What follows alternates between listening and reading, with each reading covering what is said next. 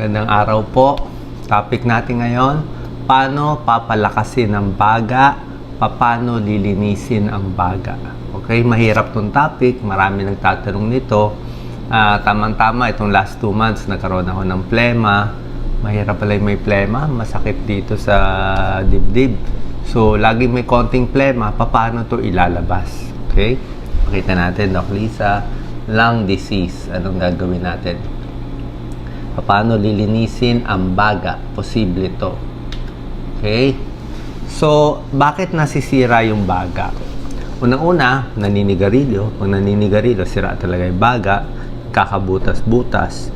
Pag air pollution, nasa Maynila tayo, nasa city, nakakasira din ng baga.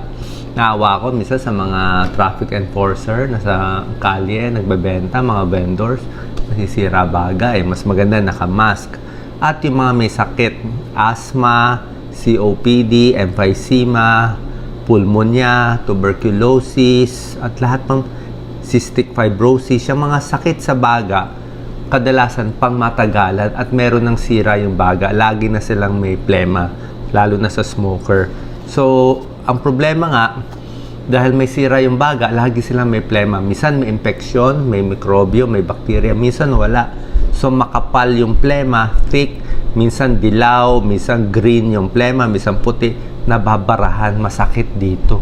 So, paano mo siya ilalabas? Meron tayong 1, 2, 3, 4, 6 tips para sa inyo. Ha? Pakita natin yung 6 na tips. So, ito, Doc Lisa, pakita natin. Ba't nasisira yung baga? Sigarilyo, bronchitis, air pollution, bronchiectasis. Ito, pag nasira na yung baga. Ito, pakita mo, bronchitis. Ito yung isang infection sa baga. Ito yung normal, walang plema, pero mahirap pakiramdam kung may plema to. Pakita mo, Doc Lisa, lapot to. So, kailangan mailabas yan para maginhawa yung paghinga. Paano gagawin natin? Ang first step, pwede ang steam inhalation. Okay? Steam inhalation, pwedeng mainit na sabaw, pwedeng nag-i-steam, naliligo sa mainit, di ba? May steam, yung iba sauna. Pero itong steam inhalation, kukuha ka lang isang palanggana, mainit na tubig, ingat lang, wag mapaso, tapos magtalokbong ng tuwalya, tapos hihingahin mo yung steam. So, yung basa ng steam, napupunta sa'yo. So, pinapabasa mo yung baga mo para mas lumabas ang plema. Yun ang purpose nun. Okay? Number 2, ganito, Doc Lisa, controlled coughing. Pakita ko ito. Ito yung controlled coughing. No?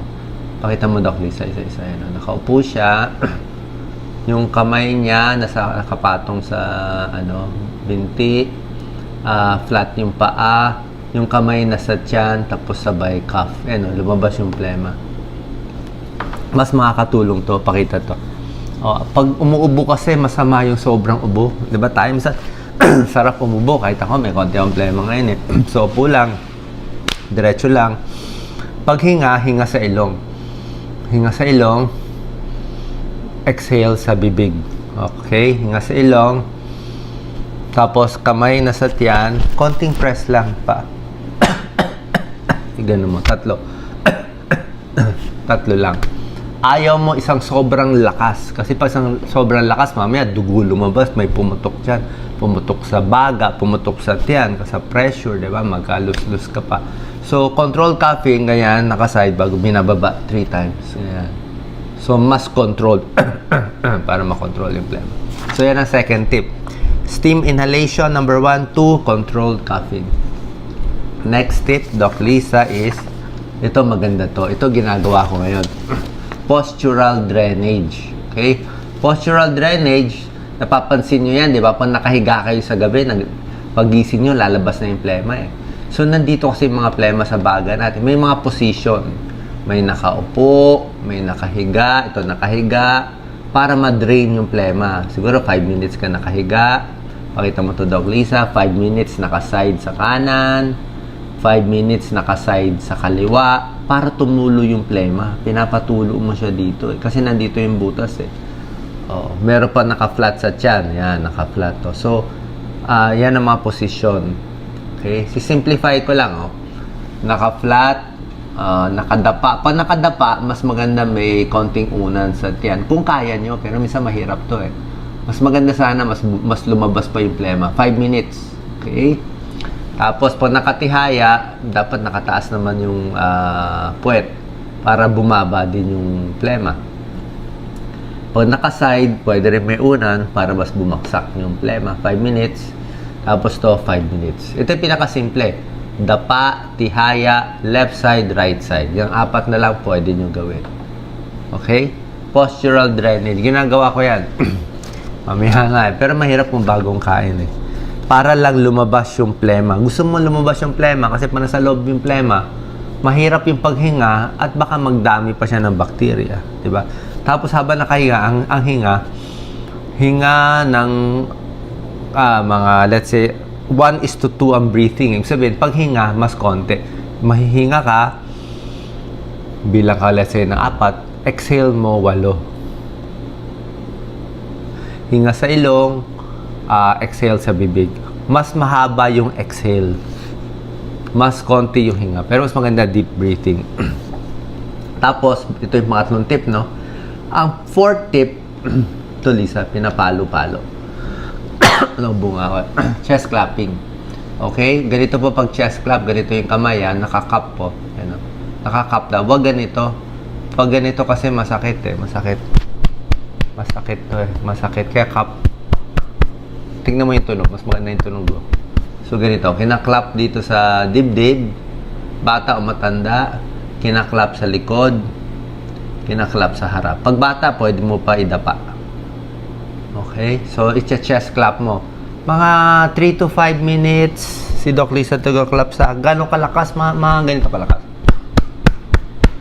Malakas na yan. Huwag naman sobrang lakas. Mga masira yung buto. Pero, dapat medyo malakas. Parang inaalog mo siya. Anong purpose? Matanggal yung plema. Matanggal yung plema. Ako, ginagawa ko, sinasabay ko to eh. Doc Lisa, habang nakahiga, pwede yan eh. Habang nakahiga yung pasyente, i-chest clap mo. Ipalo mo yung likod para mas bumaba yung plema. 5 minutes. Dito, ipalo mo naman sa dibdib. Ito, ipalo mo dito sa side para matanggal. Ito yung mga pinanggagalingan ng plema. Para ka nagde-drain ng ng plema. Gaano katagal? Siguro once a day pwede gawin. So, yan ang 4th tip natin, chest percussion. Number 5, kailangan mo pa rin mag-exercise. Okay? Kahit pagod, maganda yung exercise tsaka fresh air. Ang exercise kasi, mapipilitan yung muscles mo huminga eh. Mapipilitan yung muscles mo mag-exercise. Lumakas yung muscle mo kasi napapagod ka. So, lumalakas yung muscles mo, mas na-expand yung baga, mas nasasara. Okay? So, tataas ang breathing mo, pati oxygen supply sa baga, mas maganda circulation. So, maganda pinapuwersa din. So, sa may sakit, pag mahina, kahit konting lakad-lakad. Pero kung kaya nyo naman, more exercise, better. Number 6, pagkain. Siyempre, healthy foods. Okay na natin, healthy foods. Malisa ito.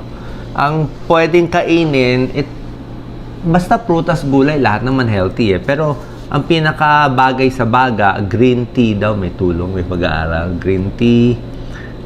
Second, orange fruits and vegetables. Prutas at gulay na kulay orange. Sabihin ko na lang, carrot, kalabasa, kamote, kamatis, papaya, orange, dalandan, kalamansi, lemon. Okay? Itong mga kulay orange, maraming vitamin C, maraming antioxidant, maganda to sa baga. Carrots, kalabasa, kamote, kamatis, 4 na K. Papaya, orange, dalandan. Sa isda, malaking bagay din yung mga isda. Fatty fish, mahal to eh. Mahal salmon, pero maganda. Tuna, mahal, mas mura. Mga tawilis, dilis, tamban, sardinas, hito. Okay, isda. Beans, okay din ang beans. Ang beans kasi maraming zinc, selenium, manganese, kailangan ng baga. Munggo, red beans, halo-halo, tokwa, taho. Yung red beans ng halo-halo. And iinom ng mas maraming tubig. Okay din yung nuts. May plema nga ako. Okay din yung nuts, konti, mani. Huwag lang yung maalat na mani. So, kanina, nagcha-chest clapping tayo. Pag nagsasalita, kumakanta, pwede rin kumanta. Yung nagbo-vocalize, mas nagagalaw din yung plema pag kumakanta. So, mas maganda ginagalaw yung baga, in-exercise yung baga, pwede kumanta, vocal exercises, na exercise yung baga, mas lumalabas yung plema para mas maginhawa ang pakiramdam. So, yan po ang mga tips natin para luminis ang baga. Sana nakatulong sa inyo. Share po natin kasi ang daming may problema nito. Tsaka kahit ako, hindi ko rin alam lahat ito eh. So, panoorin na maiging video, ulit-ulitin kung babagay sa'yo. Last tip, sinusubukan ko pa yung humidifier. Ang humidifier, maliit lang siya na aparato, may tubig, nagbabasaan ng tubig. Tinitingnan ko kung maganda o hindi eh. Pero parang nebulizer siya. Pwede nyo try kung mas nakakatulong ba o hindi sa inyo. God bless po.